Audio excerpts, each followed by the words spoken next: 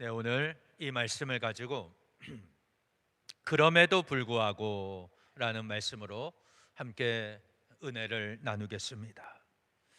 우리 인생은 희노애락의 연속입니다. 희노애락, 기쁨과 노여움, 슬픔과 즐거움, 계속 반복되는 삶을 살아갑니다. 오늘은 기쁘지만 내일은 슬플 수 있습니다.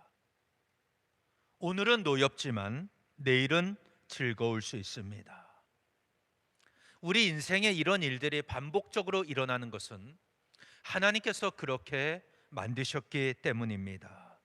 하나님은 사람이 장래일을 알지 못하게 하셨습니다. 그래서 우리가 앞날을 예측할 수는 있지만 장담할 수는 없습니다.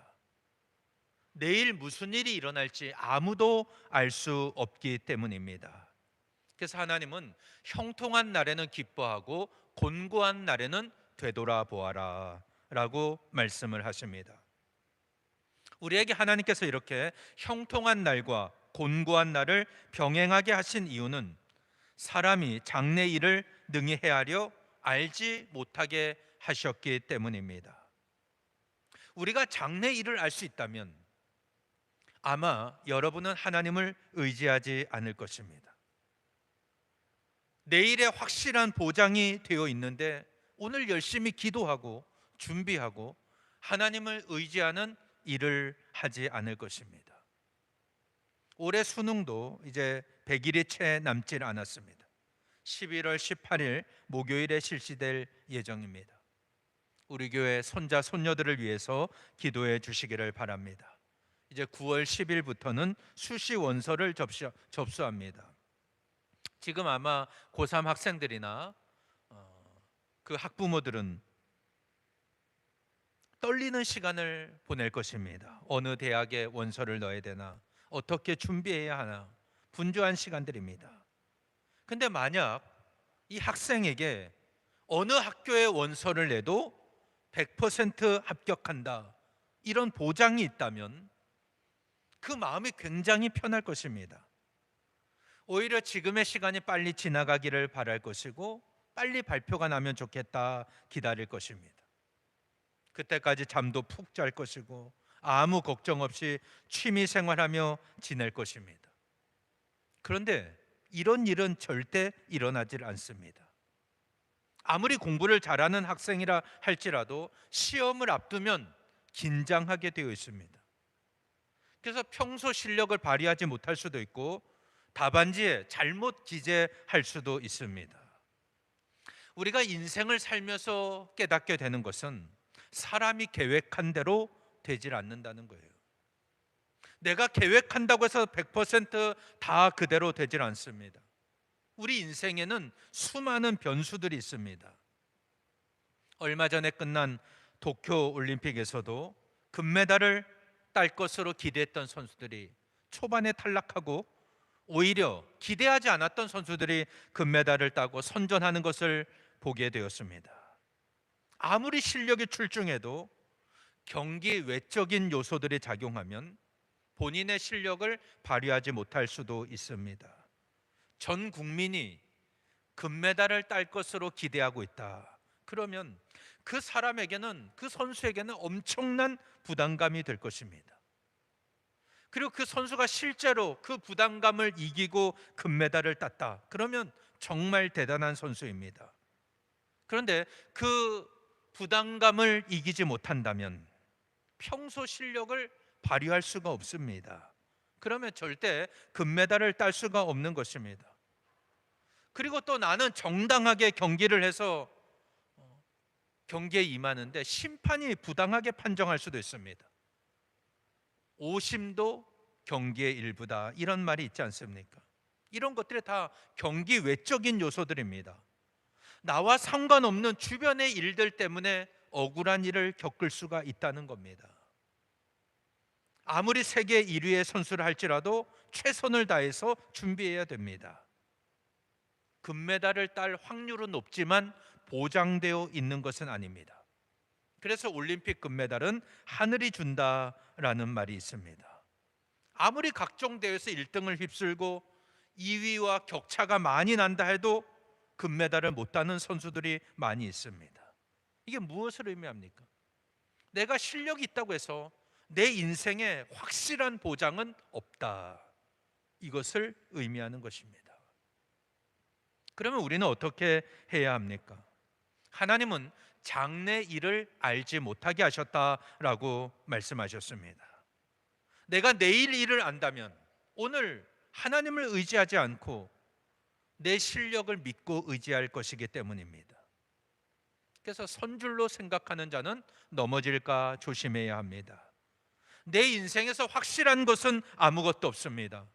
오늘 내가 누리고 있는 모든 것은 다 하나님의 은혜로 주어진 것입니다. 아멘 하시기 바랍니다. 오늘 여러분이 열심히 땀을 흘리고 내가 공부했고 노력했기 때문에 여기까지 왔다고 생각하십니까? 절대 그렇지 않습니다. 내 역할은 10%도 되질 않습니다.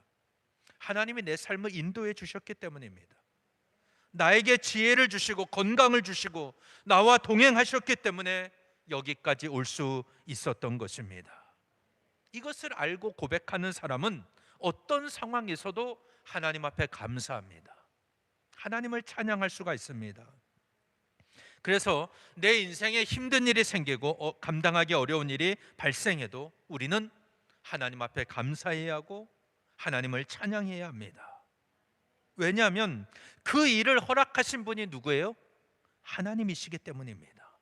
그리고 그 문제를 해결하실 수 있는 분이 누구일까요? 하나님이시기 때문입니다. 그래서 형통한 날에는 기뻐해야 되고 곤고한 날에는 되돌아봐야 하는 것입니다. 형통한 날에 기뻐하라, 이 말씀은 하나님 안에서 기뻐하라는 뜻입니다. 자기를 자랑하지 말고 지금까지 나와 함께 하신 하나님, 나를 인도하신 하나님께 감사하며 기뻐해야 합니다. 이런 사람에게는 그 입술에서 찬양이 나옵니다. 하나님께서 행하신 놀라운 일들을 보면서 도저히 가만히 있을 수가 없는 것입니다. 이스라엘 백성들이 하나님의 능력으로 출애굽하지 않습니까? 홍해를 건넜습니다. 그때 모세가 하나님 앞에 찬양합니다. 내가 여호와를 찬송하리니 그는 높고 영화로우시며 말과 그 탄 자를 바다에 던지셨음이로다. 여호와는 나의 힘이요 노래시며 나의 구원이시로다. 그는 나의 하나님이시니 내가 그를 찬송할 것이요 내 아버지의 하나님이시니 내가 그를 높이리로다. 여호와는 용사시니 여호와는 그의 이름이시로다. 이렇게 찬양하고 있습니다. 그는 이스라엘 백성들의 지도자였습니다. 그러나 자신을 자랑하진 않았습니다. 하나님께서 자기를 통해 놀라운 일을 행하셨을 때 그는 찬양하지 않을 수가 없었던 겁니다. 그래서 이 모세의 찬양은 기쁨의 찬양이고 승리의 찬양입니다. 한나의 찬양도 마찬가지입니다. 그가 자녀가 없어서 분인나에게 괴로움을 당할 때 많이 힘들었습니다. 실로에 있는 여호와의 전을 찾아가서 기도합니다. 주의 여종에게 아들을 주시면 내가 그를 평생 여호와께 드리고 삭도를 그 머리에 대지 않겠나이다. 기도합니다. 하나님께서 그 기도에 응답하셔서 사무엘을 아들로 주셨습니다. 이 사무엘이 이스라엘의 마지막 사사입니다.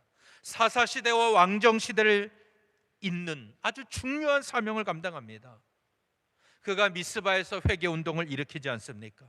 블레셋과의 전투에서도 승리합니다. 그곳 이름을 에벤에셀이라고 했습니다.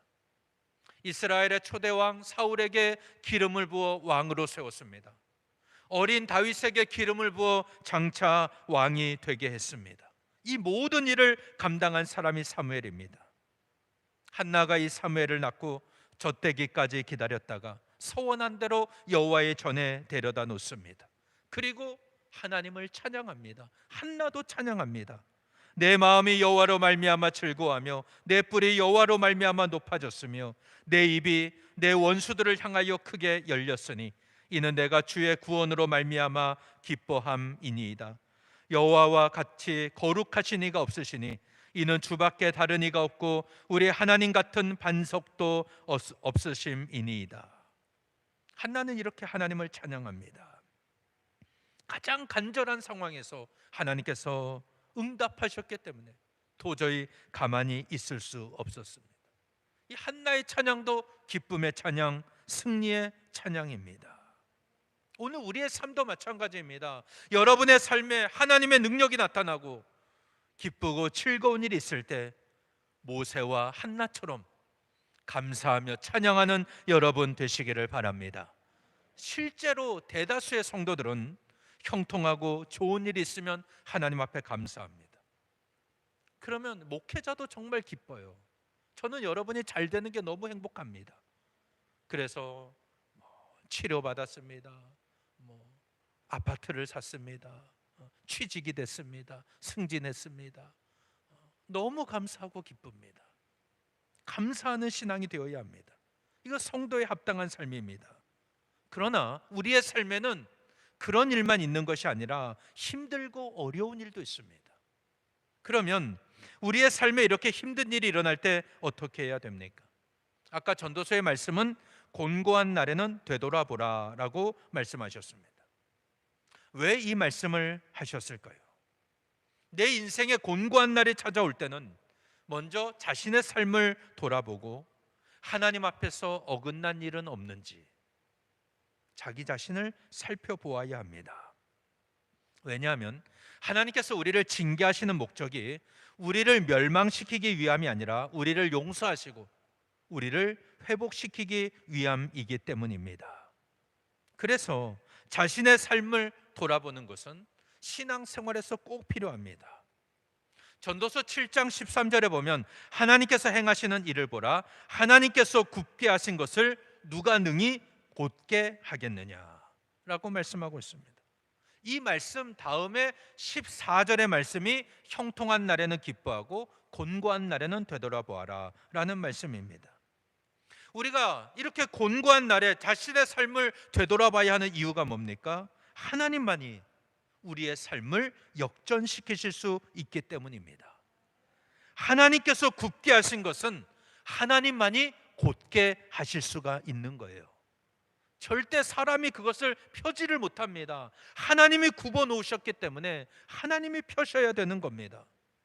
그러면 오늘 내 인생에 하나님이 주시는 문제는 하나님 안에서 해결해야 됩니다. 우리가 이것을 깨달으면 어떤 상황에 놓여 있다 할지라도 그럼에도 불구하고 감사하고 찬양할 수 있는 것입니다. 왜냐하면 정답은 하나님께 있기 때문입니다. 역대하 20장에 보면은 남유다 왕 여호사밧의 이야기가 나옵니다. 모압과 암몬이 연합군을 조직해서 남유다를 공격해 옵니다. 국가적인 위기를 맞이합니다. 여호사밧 왕은 유다와 예루살렘 사람들을 여호와의 성전 앞들에 모아놓고 하나님 앞에 기도합니다. 우리 조상들의 하나님 여호와여, 주는 하늘에서 하나님이 아니시니까 이방 사람들의 모든 나라를 다스리지 아니하시나이까. 주의 손에 권세와 능력이 있사오니 능히 주와 맞설 사람이 없나이다. 우리 하나님이여, 그들을 징벌하지 아니하시나이까. 우리를 치러 오는 이 큰 무리를 우리가 대적할 능력도 없고 어떻게 할 줄도 알지 못하옵고 오직 주만 바라보나이다. 전쟁의 위기 앞에서 우리는 싸울 능력도 없습니다. 어떻게 해야 할지 모릅니다. 우리는 주님만을 바라봅니다. 기도하고 있습니다. 그때 레위 사람 야하시엘에게 여호와의 영이 임합니다. 그가 이렇게 말합니다. 너희는 이 큰 무리로 말미암아 두려워하거나 놀라지 말라. 이 전쟁은 너희에게 속한 것이 아니오 하나님께 속한 것이니라. 이 전쟁에는 너희가 싸울 것이 없나니 대열을 이루고 서서 너희와 함께한 여호와가 구원하시는 것을 보라. 이런 예언의 말씀을 듣습니다. 그때 여호사밧 왕이 몸을 굽혀 엎드려 땅에 얼굴을 댑니다. 온 유다와 예루살렘 주민들도 여호와 앞에 엎드려 경배합니다. 이때 레위 사람들이 큰 소리로 하나님을 찬송합니다. 그리고 나서 여호사밧은 전쟁에 나가면서 노래하는 자들을 앞세웁니다. 거룩한 예복, 요즘 말로 하면 성가대 옷을 입힌 거예요. 그리고 그들로 하여금 찬양하게 합니다. 군대 앞에 행진하면서 여호와께 감사하세, 그의 인자하심이 영원하도다 찬양하며 나아갑니다. 이 노래와 찬양이 시작할 때 놀라운 일이 일어납니다. 모압과 암몬이 이스라엘을 공격했다 그랬죠. 세일산 사람들이 함께 공격해 왔습니다. 근데 여호와께서 복병을 숨겨 놓으셨는데 이 복병이 모압과 암몬 세일산 사람들을 공격하니까 모압과 암몬 사람들이 같은 편인 세일산 사람들을 쳐서 멸망시킵니다. 그리고 나서 또 자기들끼리 모압과 암몬 자기들끼리 쳐서 죽입니다. 그러니 이스라엘은 칼 하나 쓰지 않고 망대에서 내려다 보니까 땅에 엎드려진 시체들만 보였습니다. 한 사람도 도망친 사람이 없었다. 여호사밧은 이 전쟁의 위기 앞에서 먼저 하나님 앞에 기도했지 않습니까? 주의 손에 권세와 능력이 있사오니 능히 주와 맞설 사람이 없나이다. 우리는 대적할 능력도 없고 어떻게 할 줄도 알지 못하고 오직 주만 바라보나이다. 기도하지 않습니까? 그리고 얼굴을 땅에 대고 하나님 앞에 엎드려 경배합니다. 전쟁에 나갈 때는 거룩한 예복을 입은 성가대를 군대 앞에 앞세웠습니다. 여호와께 감사하세요. 그의 인자하심이 영원하도다 찬양할 때 이 유다는 칼 한 번 휘두르지 않고 전쟁에서 승리할 수가 있었던 겁니다. 여러분, 우리가 기쁠 때나 위기의 순간에나 하나님 앞에 감사하고 찬양해야 할 이유가 여기 있는 것입니다. 곤고한 날에 자신의 삶을 되돌아본 후에 내가 내린 결론이 그럼에도 불구하고 감사하고 찬양해야 한다, 이것이어야 합니다.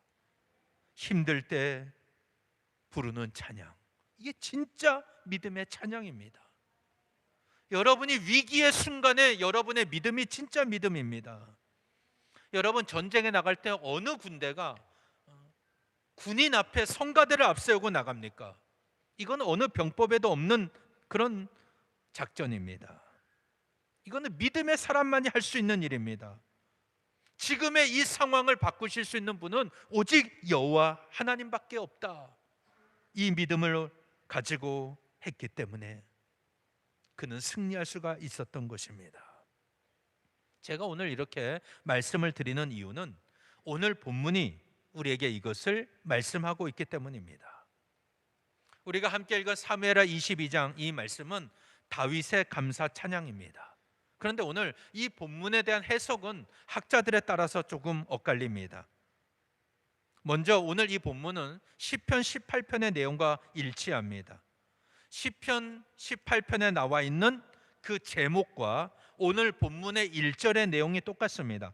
여호와께서 다윗을 그 모든 원수들의 손에서와 사울의 손에서 건져주신 날에 다윗이 이 노래의 말로 여호와께 아뢰어 이르되 라고 되어 있습니다.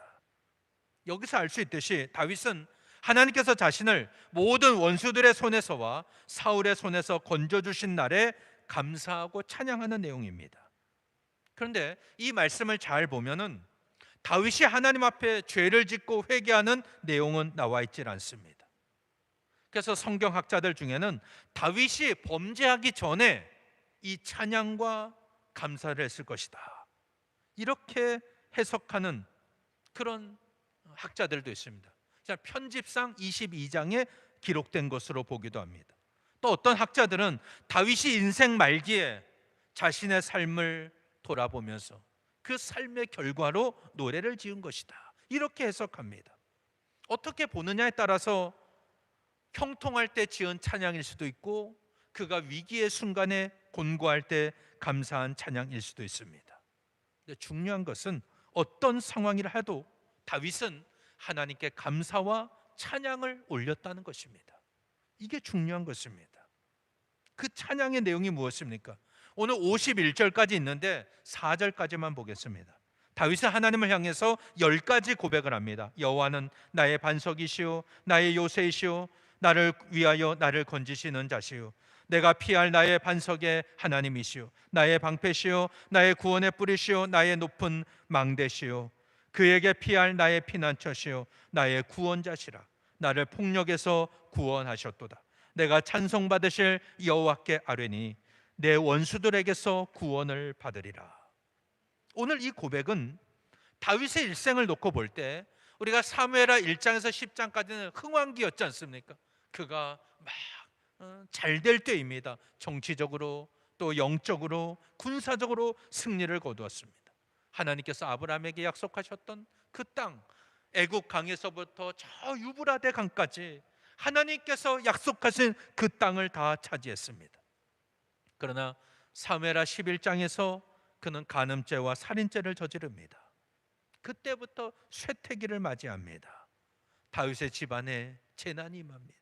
국가적인 재난이 임했습니다.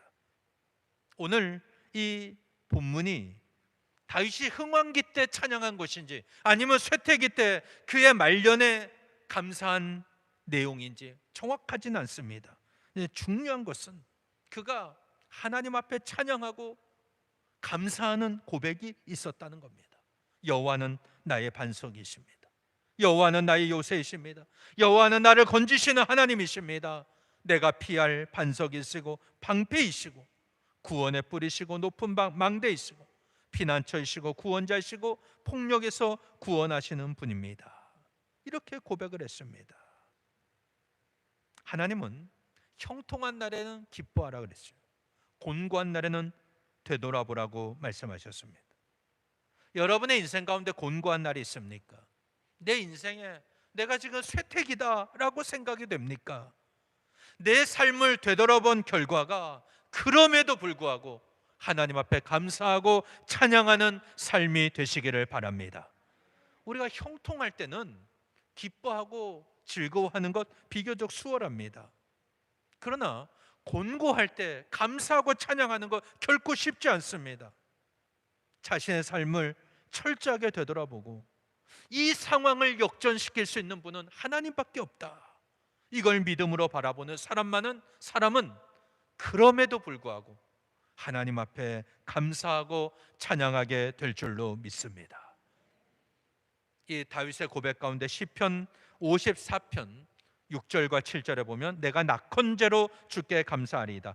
여호와여 주의 이름에 감사하오리니 주의 이름이 선하심이니이다. 참으로 주께서는 모든 환난에서 나를 건지시고 내 원수가 보응받는 것을 내 눈이 똑똑히 보게 하셨나이다 라고 말씀하고 있습니다.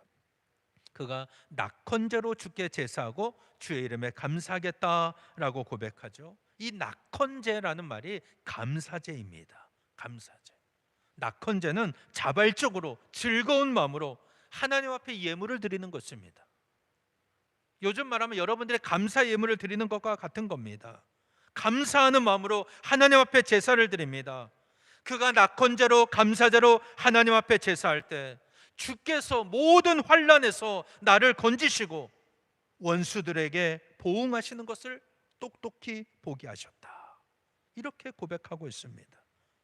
지금의 상황이 환난 중에 있다 할지라도, 내가 원수들에게 고통받는 중이라 할지라도 하나님 앞에 감사하면 하나님은 그 상황을 역전시키는 하나님이시다. 이걸 고백하고 있는 것입니다. 그래서 오늘 우리가 가져야 될 신앙이 바로 이거예요. 그럼에도 불구하고 하나님 앞에 감사하고 찬양하는 여러분 되시기를 바랍니다. 하나님만이 굽게 한 걸 곧게 하실 수 있습니다. 하나님만이 내 상황을 바꾸실 수 있는 하나님이십니다. 그럼 슬플 때 감사하시길 바랍니다. 여러분 힘들 때도 감사하는 여러분 되시기를 바랍니다. 하박국 선지자 때 상황을 보세요. 그때는 바벨론의 유다 나라가 멸망하기 직전입니다. 하나님께서 바벨론을 통해 심판하시겠다 이런 소식이 들려옵니다. 그때 하박국의 고백이 뭔지 아세요? 내 창자가 흔들렸다. 그리고 입술이 떨렸고 내 뼈는 물러졌다라고 고백합니다. 그러니까 얼마나 두려웠겠어요. 여러분 창자가 흔들리고 입술이 떨리고 뼈가 막 무를 정도로 그렇게 두려웠습니다. 그러나 이런 상황에서도 그는 하나님을 찬양합니다. 비록 무화과 나무가 무성하지 못하며 포도나무에 열매가 없으며 감람나무에 소출이 없으며 밭에 먹을 것이 없으며 우리의 양이 없으며 외양간에 소가 없을지라도 나는 여호와로 말미암아 즐거워하며 나의 구원의 하나님으로 말미암아 기뻐하리로다. 주 여호와는 나의 힘이시라. 나의 발을 사슴과 같게 하사 나를 나의 높은 곳으로 다니게 하시리로다. 이게 하박국의 찬양입니다. 현실은 암담합니다. 창자가 흔들려요. 입술이 떨립니다. 뼈가 녹아내립니다. 나무에 열매가 없어요. 밭에 먹을 게 없습니다. 우리의 양이 없고 외양간에 소가 없습니다. 여러분의 통장은 비어갑니다. 아무것도 없어요. 근데 계속 고지서는 날아옵니다. 카드값 고지서 날아와요. 대출 고지서 날아옵니다. 어떻게 해야 될지를 모릅니다. 아무것도 없습니다. 그러나 하박국은 여호와를 기뻐합니다. 여호와로 말미암아 즐거워했습니다. 이 모든 상황을 역전시킬 하나님을 찬양하는 겁니다. 주 여호와는 나의 힘이시라. 나의 발을 사슴과 같게 하사 나를 나의 높은 곳으로 다니게 하시리로다. 이렇게 고백하고 있는 겁니다. 여러분, 우리가 아무리 힘든 상황에서도 감사하고 찬양해야 할 이유가 무엇입니까? 하나님만이 우리의 상황을 역전시키실 수 있기 때문입니다. 그래서 아무리 힘들고 어려워도 그럼에도 불구하고 감사하고 찬양하는 여러분 되시기를 바랍니다. 다윗은 우리와 똑같은 사람이에요. 허물과 죄가 있었습니다.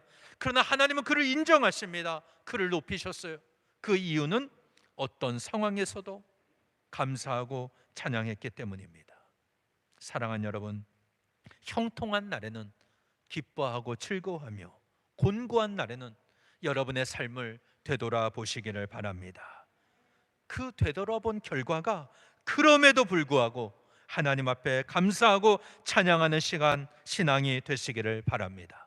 그럴 때 우리의 삶을 역전시키고 새롭게 하시는 하나님의 능력으로 날마다 승리하는 저와 여러분 되시기를 예수님 이름으로 간절히 축원합니다.